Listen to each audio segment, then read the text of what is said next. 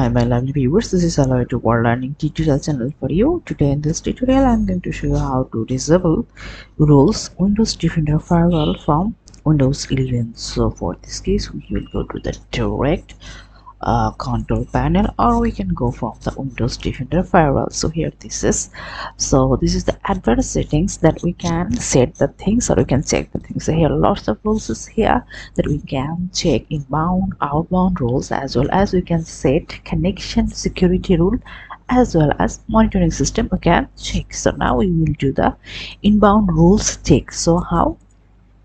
Not check, this is the disable thing. So here the inbound rules, so this here I can do any kinds of thing disable. So here the right button, click here, so here the rules disable. So when we'll just click here, the rules has been disabled. So in this way we can do this thing. Thank you so much for watching this video. Please subscribe this channel.